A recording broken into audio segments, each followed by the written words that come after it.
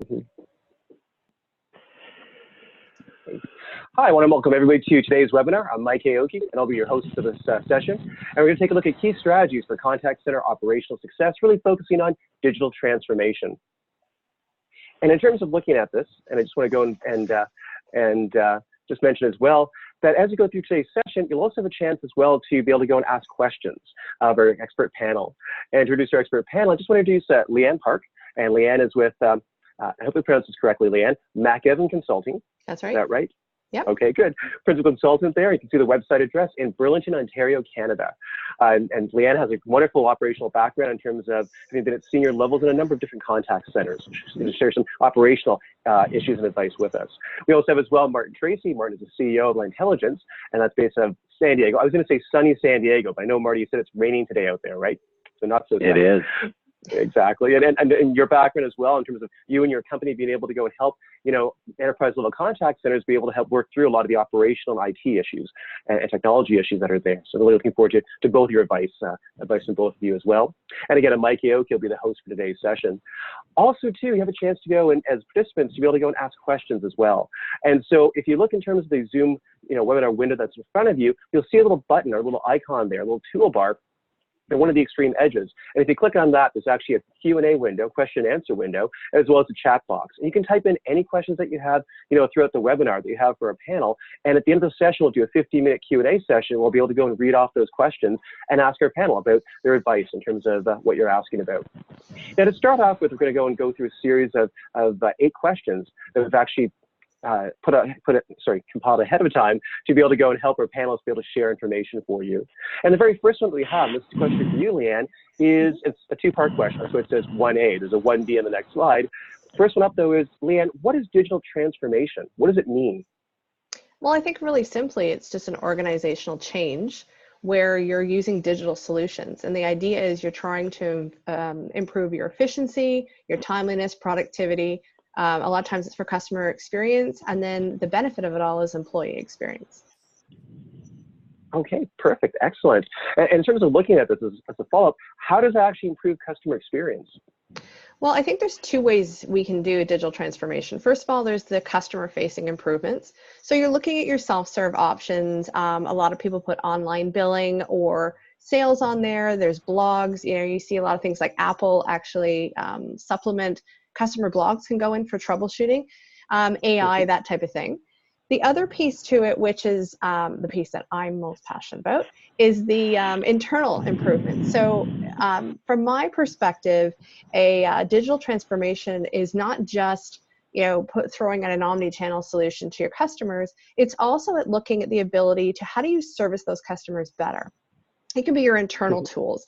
You know, you could be putting in a knowledge-based tool, or your workforce planning team maybe needs a better tool to do real-time scheduling, or even QA, where you can do better coaching for your frontline team. Okay, great. Well, that sounds excellent as well. And in terms of looking at digital transformation as well, I know there's some technology that's involved. And so just a question for you in terms of looking at this, and this is for Marty actually, for Marty is, how can digital transformation really improve your contact center efficiency? Well, digital transformation really has an impact on every interaction that hits the contact center. And it comes on all different sides. We heard Leanne distinguish kind of the customer side, the agent side. It hits on the IT side, the website side, the interaction side. So it provides options, first and foremost, for customers so that their interactions are going to be routed based on their own preferences. So one of the big shifts there is we've gone from a world where companies kind of dictated how they would serve the customer need to a world where we're having customers dictate how they want to interact and what they want to get out of those interactions. From an agent perspective, what we do see is agents having the most appropriate interactions routed to them. So they're getting interactions routed to them that aren't necessarily a manual task or something simple, something that's truly going to use their expertise. And at the same time, through integrations with CRMs and other databases, agents are being presented information that will allow them to really operate in a more proactive manner. And that's really key from a customer service perspective. To really change how a customer feels about your company, You want to operate in a proactive manner. They expect that you understand what's going on, what they need, what's happening. At a leadership side of things, leaders are getting access to the data and analytics that truly helps them understand what's going on in the contact center.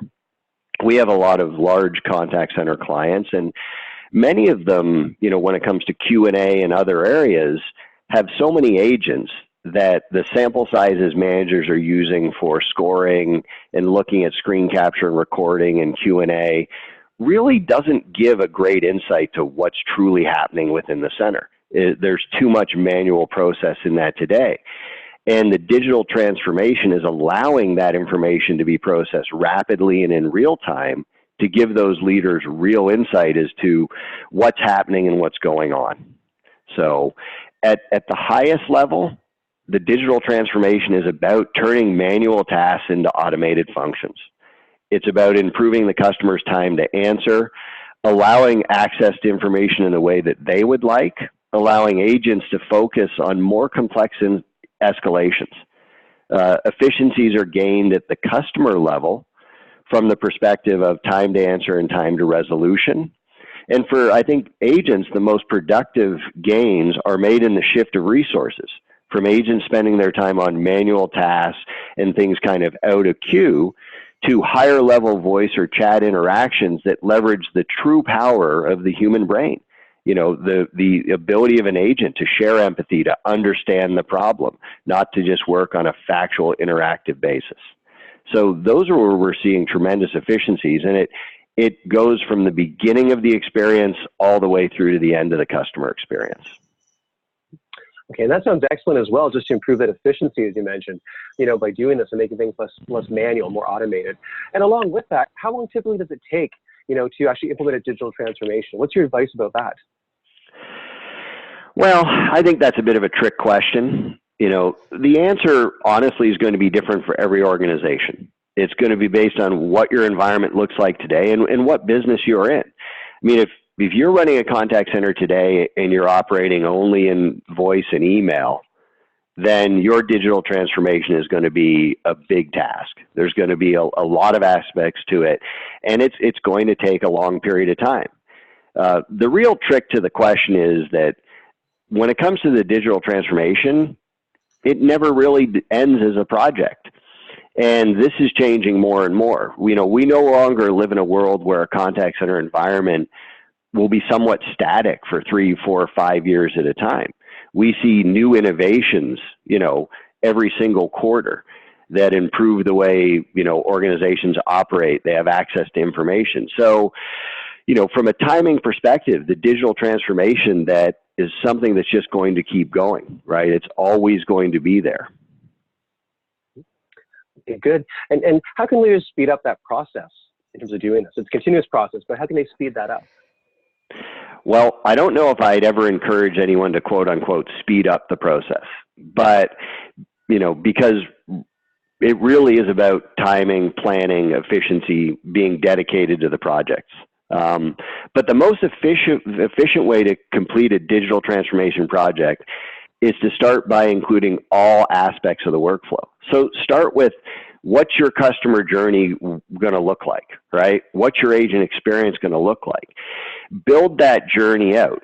You know, this starts at the network level. It includes the databases and CRM integrations you're going to look at. It includes the contact center solution itself, workforce management, QA, recording, screen capture, analytics. The key is to have a complete plan that's laid out in phases with timing. This way you're able to execute on each project at a time, you know, one phase at a time. It's very important to kind of break those pieces out. As far as the other keys, you have to assign dedicated resources from both the business unit and IT. So in most projects where we see them fall apart is, listen, just picking the solution takes so much energy that by the time they get to the project, the business unit folks engaged have kind of lost steam. And often IT will take over and they'll implement the product in a very vanilla way, right? And so it's really important that both business unit folks and IT folks are committed, accountable, and, you know, ready to take on the project. And that's how you're going to speed it up. But I would say that where we see the most success is have that journey roadmap and break it into phases. Okay, good. So excellent advice about that. Make it phases or steps. That sounds excellent. And Leanne, a question for you in terms of this. Now looking at the operational side again, how does digital transformation increase employee engagement and performance? Well, you know, we've all had employees that have been stuck with old systems that don't work or broken. They're working around manual tasks, and it can be really frustrating for them. I think the biggest piece on this is it can be a catalyst for improving the performance in a couple of ways. First of all, we know that happy employees make happy customers. And in order to get a true employee engagement, it's not just having your pajama day every day. You know, they need to hear that the leaders are listening to them. And a lot of how that is done is through technology, in that you're taking their perspective and their opinions. So I think there's 3 areas. The key here, there's the 3 E's. We can empower them, and I'll go into a little more detail on these. We can enable them, and then we can allow them to execute properly. You know, so imagine being that agent that is sitting there. They're going through binders of paper, trying to figure out how to do something. They're going through different systems. They're swivel chairing, trying to do one thing into another. They're trying to remember things because we trained them 3 years ago for 8 weeks. They have slow systems, all while that difficult customer is sitting on the phone.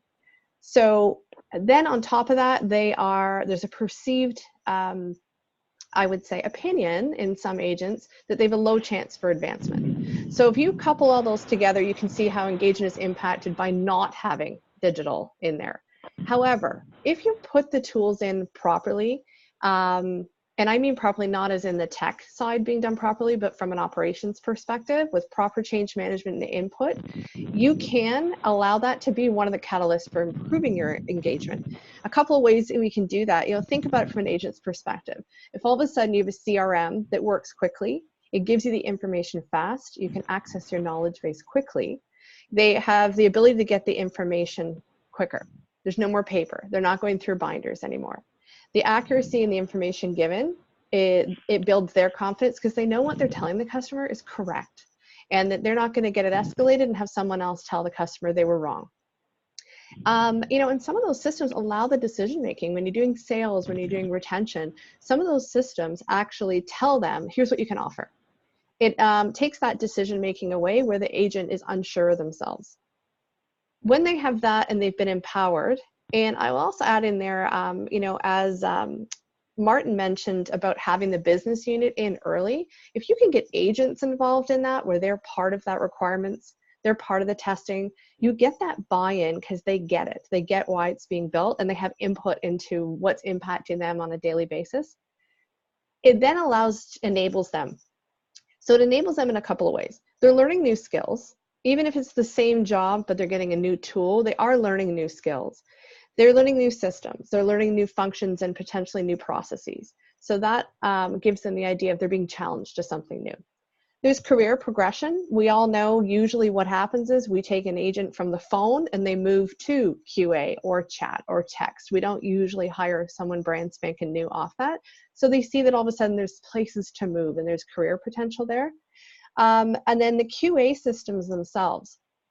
If you have a better QA system, better recording, better ways to monitor, you then can build a proper coaching methodology. And then that way, those agents are also have the ability to improve because they have these tools that are enhancing and helping them in their everyday life. And then I think once they've been empowered, once they've been enabled, what it does is allows them to execute. If you've ever been in a center where agents are proud of what they do, and they feel they're empowered and they feel they can make decisions on their own, they are much happier. They stay in the roles longer, and they stay with your company for longer. So it allows them to be effective with the customer, accurate, and actually more timely. So think of your cost savings you'll have on the other side as well. And in the end, I have found that coupled with all our fun stuff, we always do, then the employee engagement starts to go up and the agents are happier when they're on the phone. Okay, that sounds great, Leanne. I appreciate that. And again, you got some key bullet points here Yep. on the slide that you mentioned, empower, enable, and execute as well. And another question for you is this. In terms of looking at processes, and so Leanne, why should contact centers optimize their processes before installing new technology? Well, as I put on my little screen there, you know, we don't want to put lipstick on a pig, right? If you have broken processes, you're just putting something new on top of it. It's still not going to be as effective. So we've all been doing this a long time. How many times have you had a new system come in that seems sexy and new and everybody's excited, and then it still is not getting you the results you want? And then you sit back and you realize that what you've done is just layered that new system on top of old broken processes.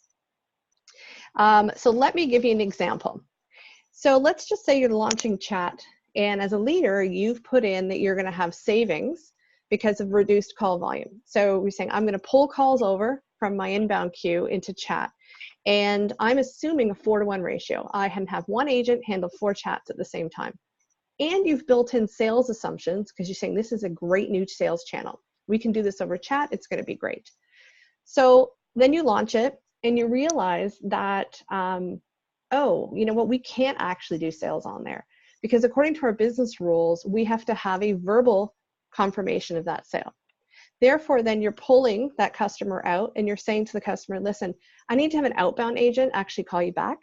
Or can you call this number? Because to complete the sale, we need to do verification verbally because we need to have that recording. So sit back and think to yourself, did I get my savings? Did I actually reduce calls coming in from the other side? Well, maybe you don't have inbound, but now you have an outbound agent that has to do it. So you've got 2 agents working one sale. Your HT is going to go up because now you have to put that agent on hold, trying to get someone else to call. So your 4-to-1 ratio is dropped. Will your sales be impacted? Absolutely. Customers do not like coming through one channel and being forced into another channel. And I can tell you on my side, I would say the customer or to the agent, forget it.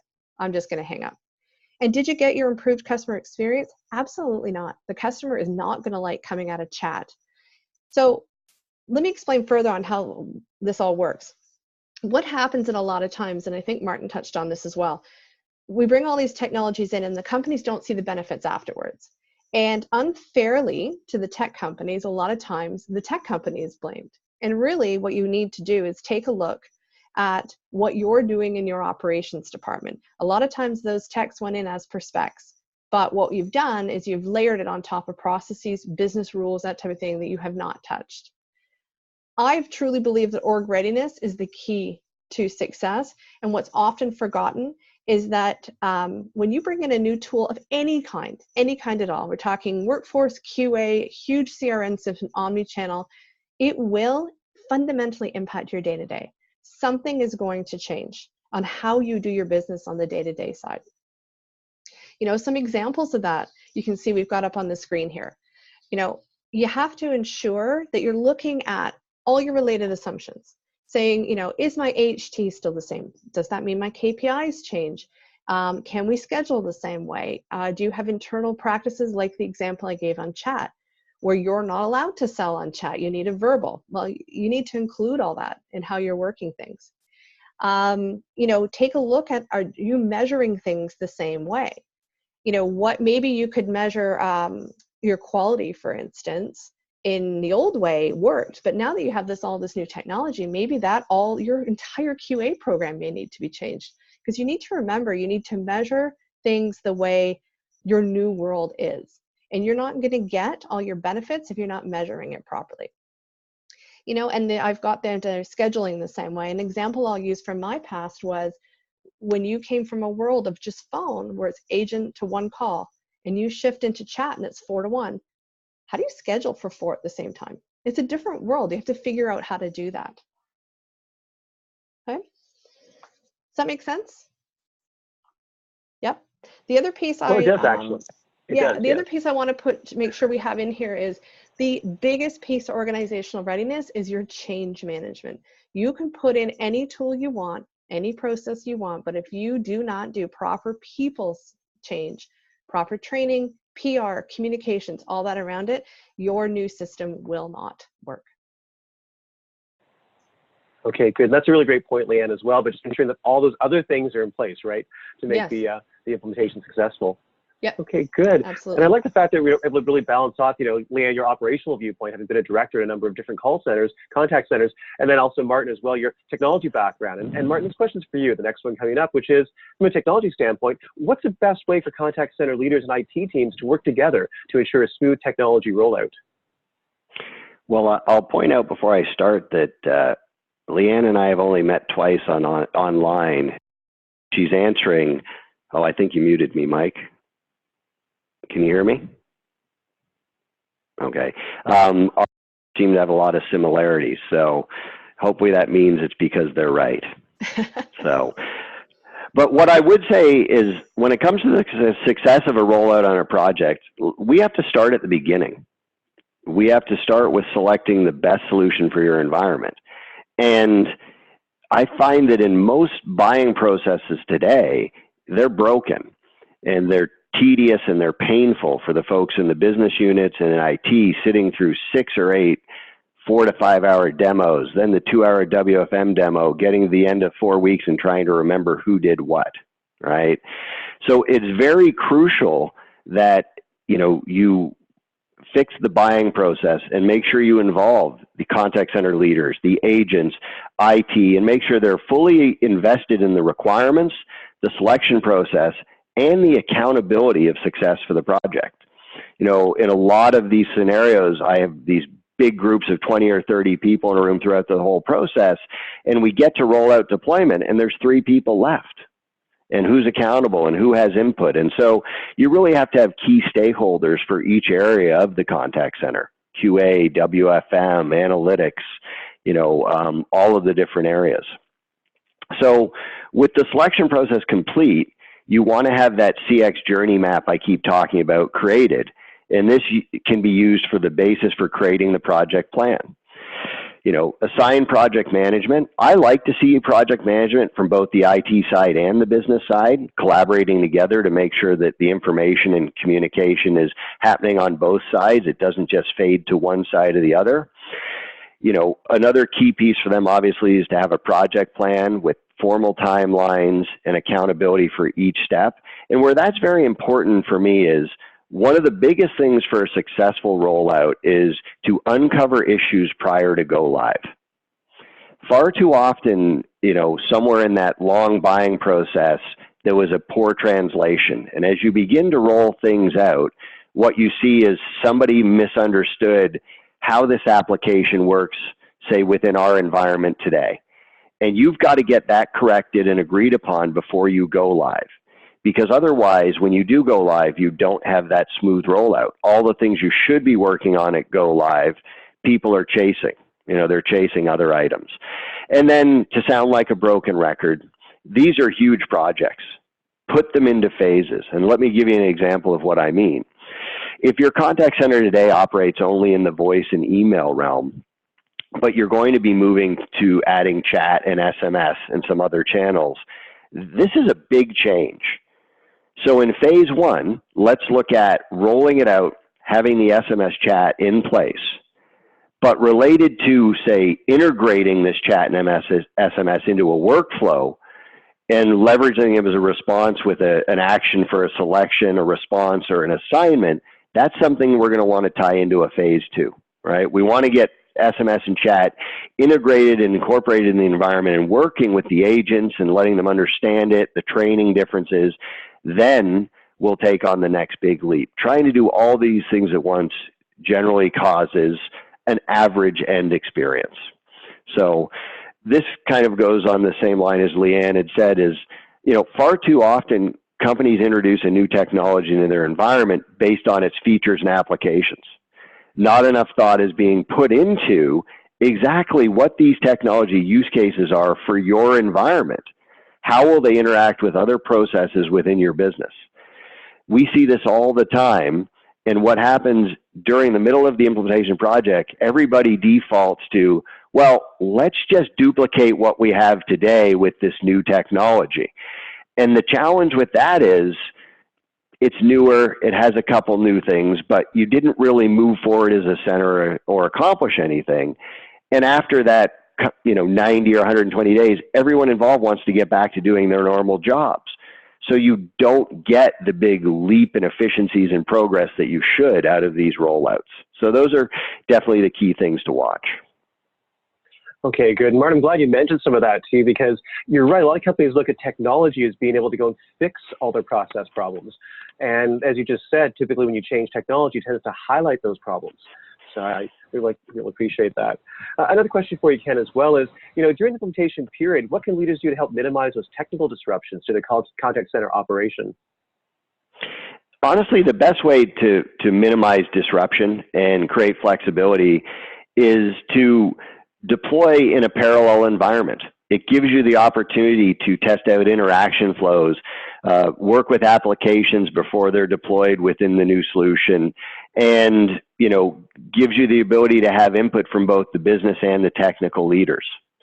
As I said before, being able to do that helps you find those issues. Have the courage to take on those issues before go live. Do not let them stagger past the go live date, because then they will just possess every aspect of your contact center once you've gone live, and everyone will get a negative feeling about it. So mandatory training. When you think of all the things we've discussed that go into these projects, getting all your folks trained beforehand, as close to go live as you can, takes a huge burden off of the go live timing. You don't want to be running around training people on basic age interactions, basic reporting at an admin level or a leader level, basic analytics pieces, during a real-time environment. You want to get as much of that training done ahead of time, because you want to spend those first few weeks, working out the kinks. What needs to change in your process? How do we report this differently? How do I use this new application? Because on top of looking at a new desktop, on top of looking at new reporting and other things, we're trying to get new process and interactions into play. So very important. A training is treated far too lightly, far too often. So, and I think, the last piece I would say is set an appropriate timeline.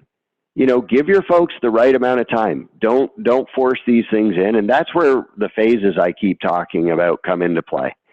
It keeps, even at the very simple level of burnout, if you do things in phases, people are engaged, they get excited about the changes, they're very focused and accurate, they're not trying to do 5 different changes at once, and then they see the success of it, and it gives them motivation to take that next step.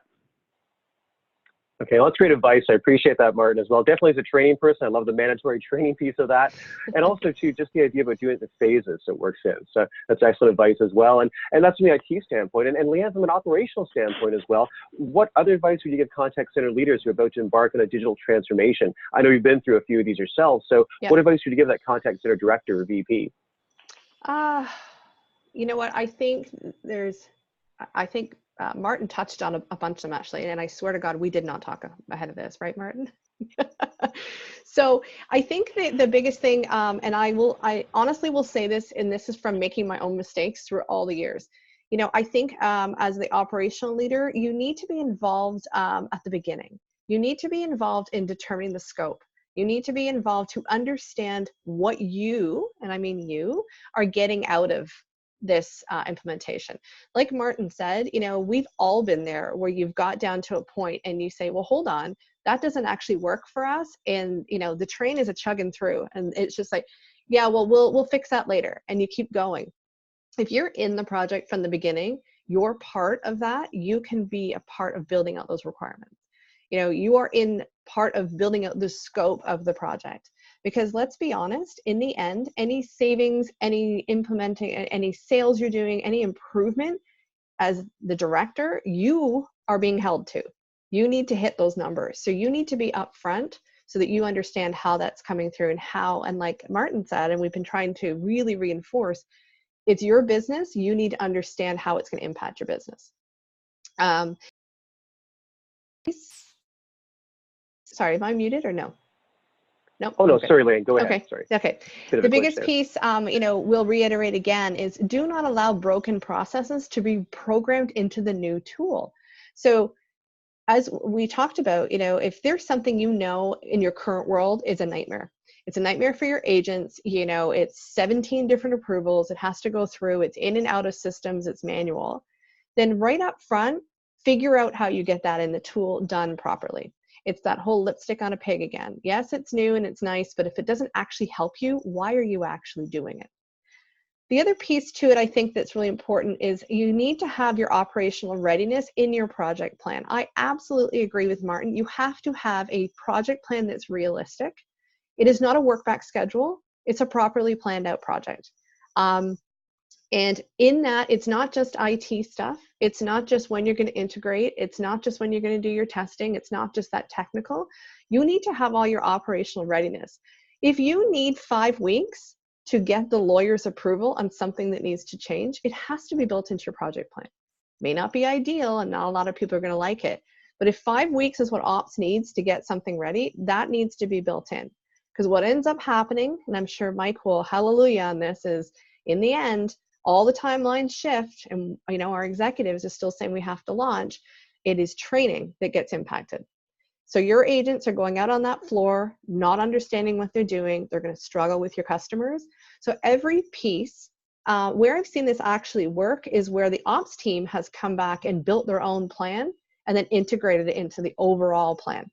You know, if you need 6 weeks to get regulatory, and there are some industries where you do need to get regulatory approval to change things, it has to be built in. If you need 8 weeks for training, it has to be built in. All these pieces need to be in there. Operations should not be an afterthought. You're the ones that are going to live with this in the long run. It's not just a tech implementation. So it's really important.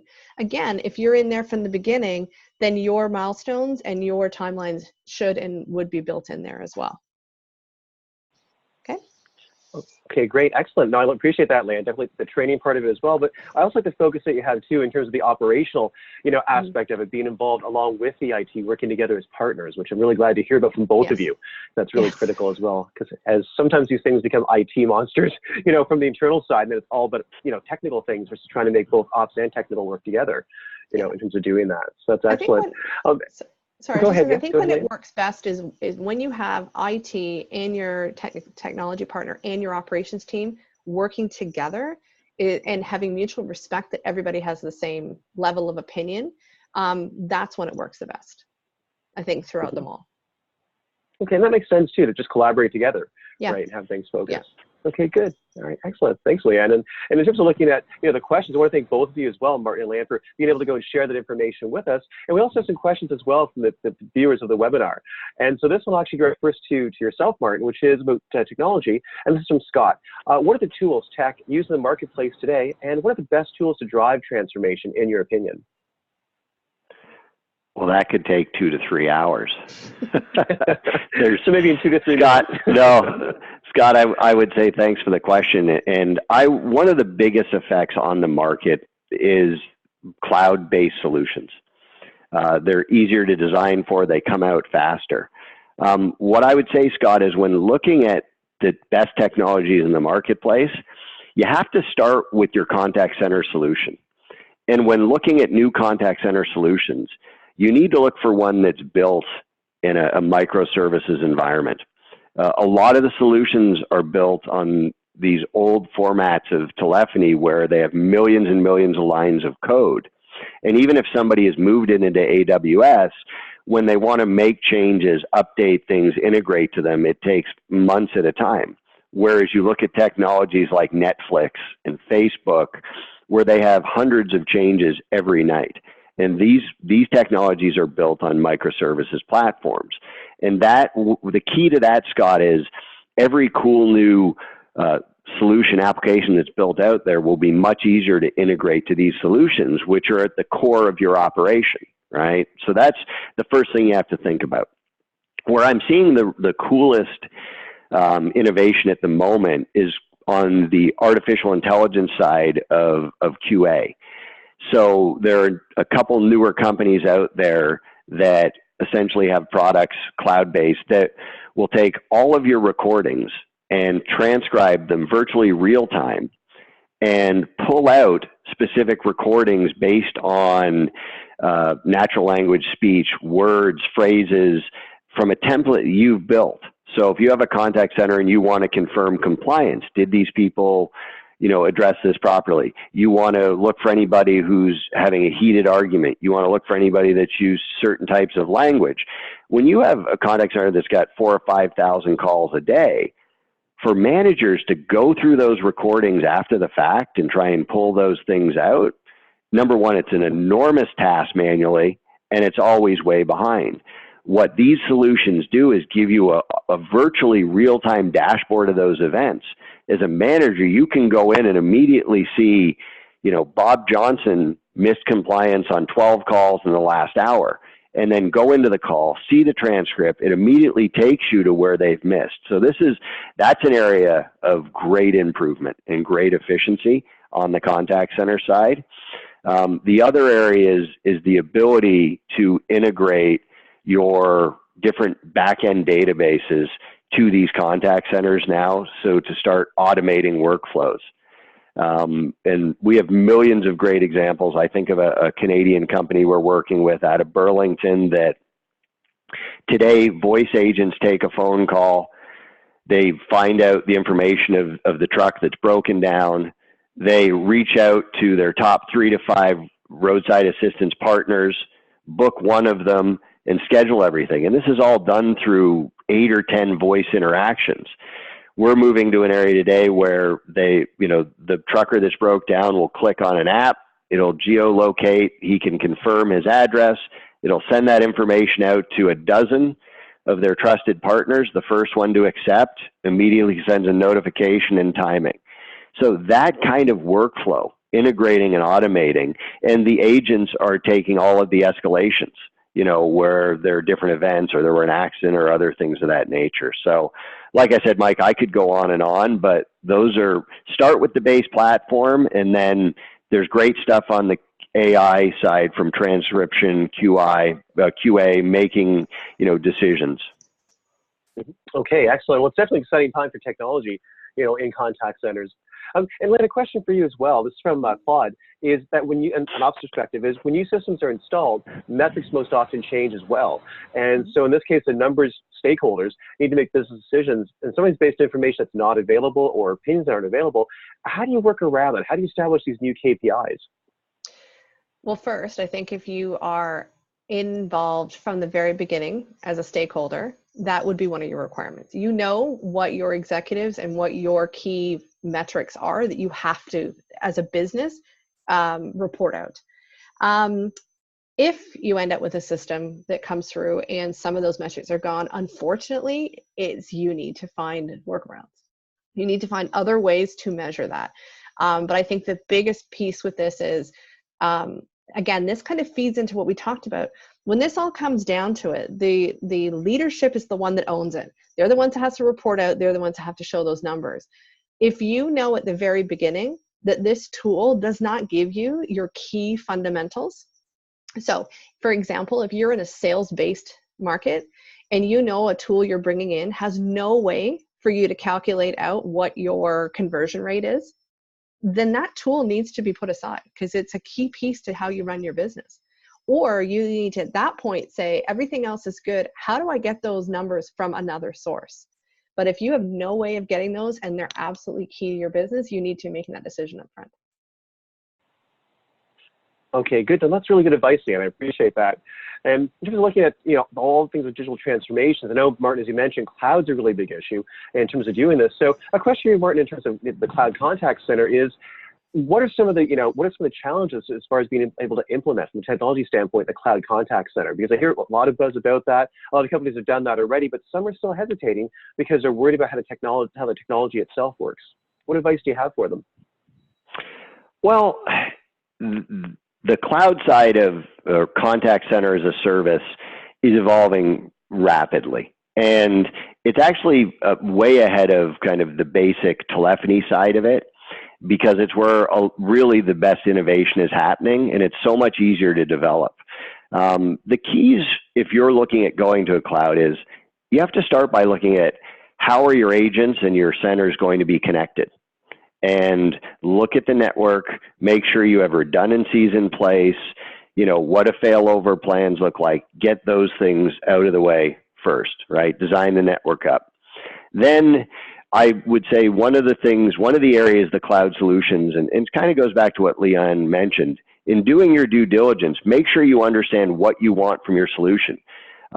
Because with a lot of cloud solutions, they have a lot of great new cutting edge features. They have a lot of great new analytics, but occasionally you'll be shocked and find they're missing a basic interaction that you're used to using. Say, for example, one of the top CSAS contact centers out there doesn't do skills-based routing.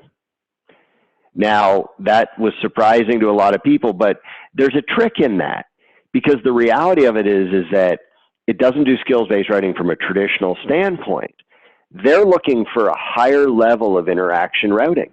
They're looking for something way more detailed about the customer that's going to give you as the agent way better insight to what they need. So that's more of an evolution. So that goes back to the thought process of making sure when you go to a new solution, you create a new process, a new journey where you're going to do better things and make better things happen. So make sure the networks are in place. Give a really good look at what you want from the solution itself. But what I would say is they're fantastic for integrating other products. They're fantastic for integrating to your databases and creating workflows. They have great APIs. And the majority of them now, mostly through working with Google and AWS, can check all the compliance boxes. They're very on top of this point. Okay, that sounds great as well. Thank you, Martin. I appreciate that. And Leanne, a question for you as well about Cloud Contact Center. This is from the operational standpoint, is what are some of the benefits and challenges of moving to a Cloud Contact Center? And think about workforce management issues, quality assurance, supervision, et cetera, but what are some of the pros and cons of doing that from an ops standpoint? Oh, well, I think the biggest pro, to be honest with you, is the idea of with it being up in the cloud that you don't have that server and that can break or be in a different building where you need to deal with that big server room, that type of thing. I know in the past, two of the biggest things that we've looked at is the idea of a lot of the solutions that are cloud-based have unlimited, for lack of a term, licenses. So in the old school, so let's use our phone system, for instance, you had to go into the big players and say, well, I think I'll have 300 agents. So I need 300 licenses. And then you would have to kind of buy them in bulk as you went. And I know the solutions that we had looked at from a cloud perspective was really unlimited. So if we thought we needed 300 and we ended up needing 900, it was very easy to flip to get those in there. It wasn't a case of you have a finite amount. And then the other piece I would think is from the disaster recovery perspective. You know, when you have a server room and everything's in one building and something happens with that building, in a cloud-based, you don't have to worry about that as much. I know in a lot of the centers, as I would say, that run still like the 1990s, those big server rooms are a risk to the company as a whole. The downside, honestly, I don't see, as a leader in a call center, I don't see a downside to cloud. I think the biggest challenge you have is convincing your executives for the security. That's the biggest selling piece, is to try to get to them and say, yes, all our customer information is in the cloud. However, it is secure. I think that's the biggest thing. We still have some executives that are a little old school and they want it in that lockdown server. I think that's the biggest downside currently, is getting past that hurdle of them even looking at the option of cloud. Okay, good. Now that's important as well. All those different options that are out there, right? And how to really arrange that to have the maximum success. Yeah. And in terms of technology as well, this is a question from Anna, and this is directed to you, Marty.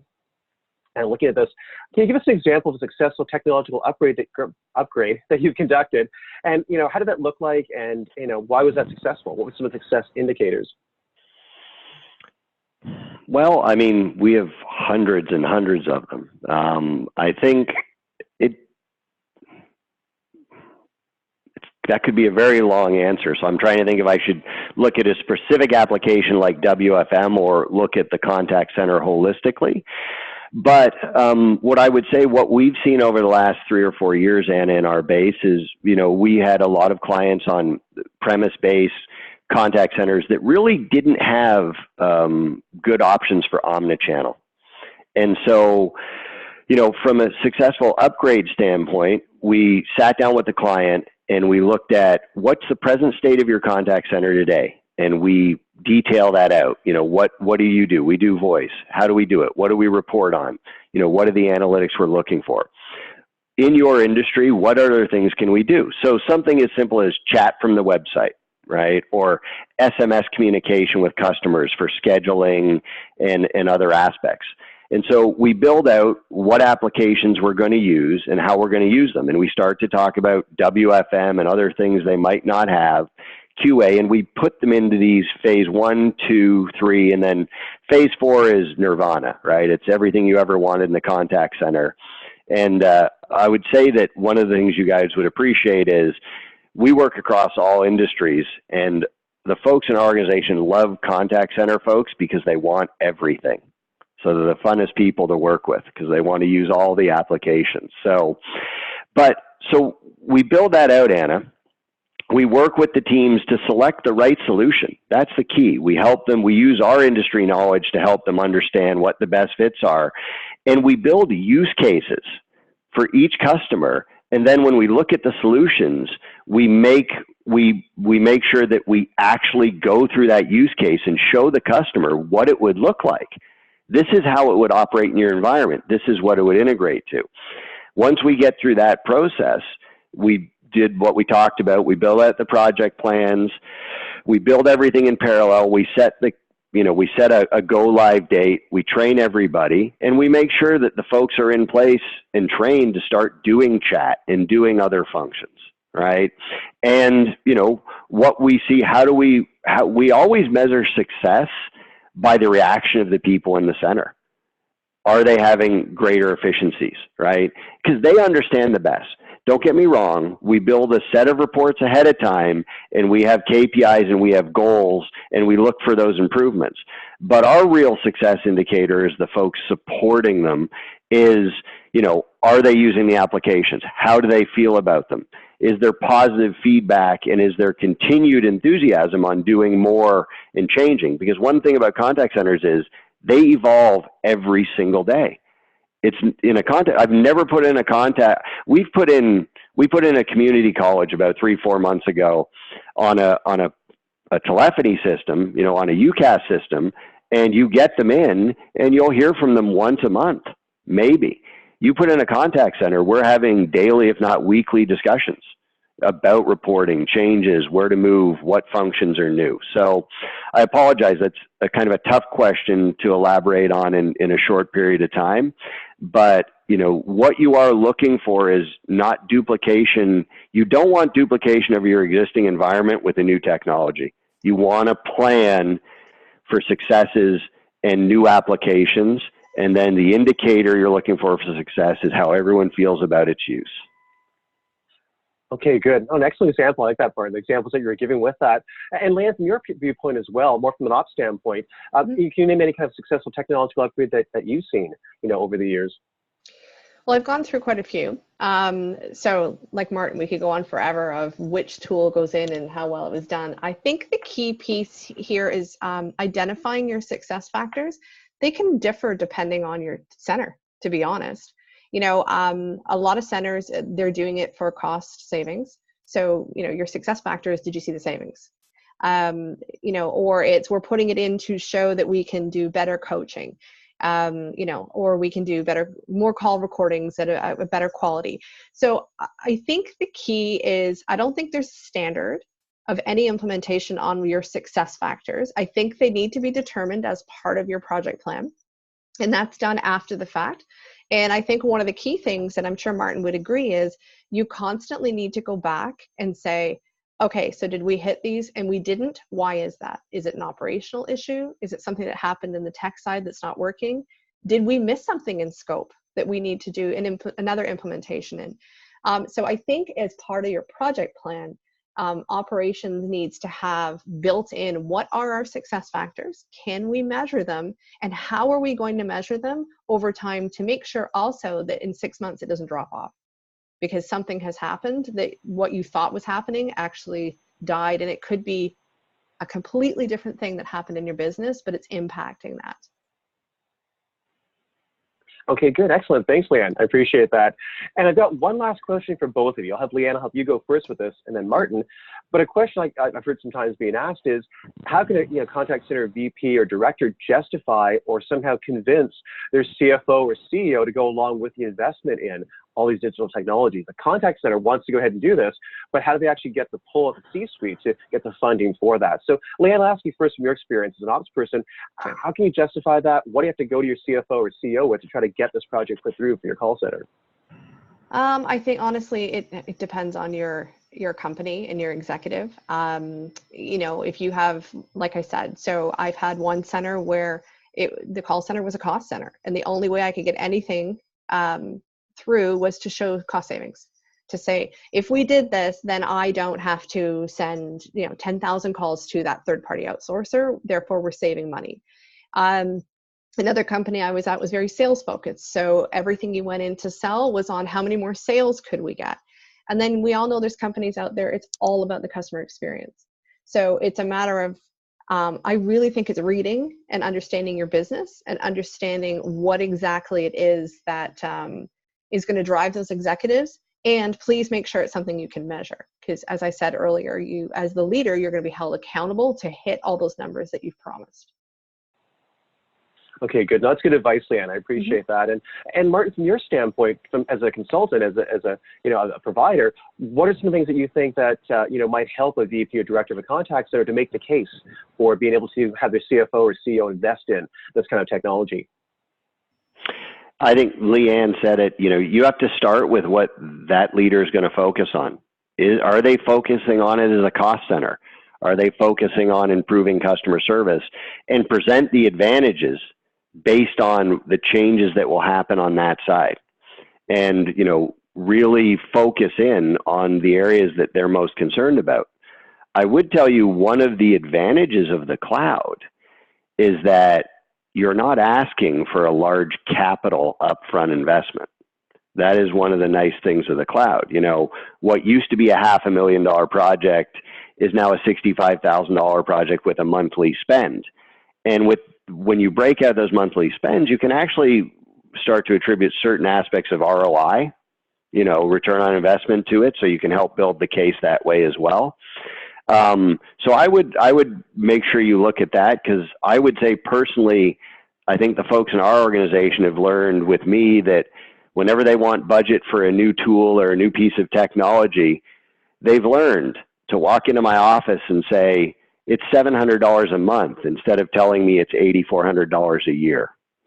So sadly, I admit that works, but it is true. So that is one advantage of the cloud. Okay, good. All right. So I appreciate that, Martin, as well. Good advice in terms of being able to help persuade, the C-suite to support these kinds of programs. And I also want to thank everyone who's asked questions. We're actually at the end of our session right now, but I do appreciate all the questions that were asked during today's session. Also, another question was asked was just about in terms of a recording of the webinar. And yes, we're recording this webinar, and so the recording will be made available. And probably within a week or so, 5 business days, you'll actually receive an email as an attendee telling you that the recording itself has actually been posted online, so you can go take a look at that. So it's really good. You'll be able to go over all the answers that Leanne and Martin gave and be able to share those as well, and share the recording with your team members and people who also could attend today's session going forward. And in terms of today, I also want to thank, so Martin, I want to thank you as well, and Leanne, you as well, in terms of your comments today, in terms of the advice you shared, with all the attendees for today's webinar. And again, it's really great to go and hear from both the technical side and ops side in terms of how much of an impact digital transformation makes. So thank you both for being a part of this webinar. Mike? And I also want, you're welcome. And I also want to thank as well 8x8 and also Light Intelligence for sponsoring today's session. And in terms of the information that's here, in terms of being able to help learn more about digital transformation and technology, you can also go to the website that's listed there at the very bottom of the screen to find out more in terms of the kinds of solutions that are being offered. So Martin and Leanne, again, thank you both very much. And thanks to everybody as well who's been listening at their offices and working from home as well that are listening right now to this webinar. Thank you as well for doing this. This is also our final webinar for this 2019 year. So I want to thank everyone who's been involved all the way through the year, both listening to these and also being able to help set them up as well, for all the help and support that you've given. And we'll be back next year as well with some new webinars and new topics as well. So thank you very much. I hope you have a wonderful holiday, and take care, and we'll see you soon. Thank you.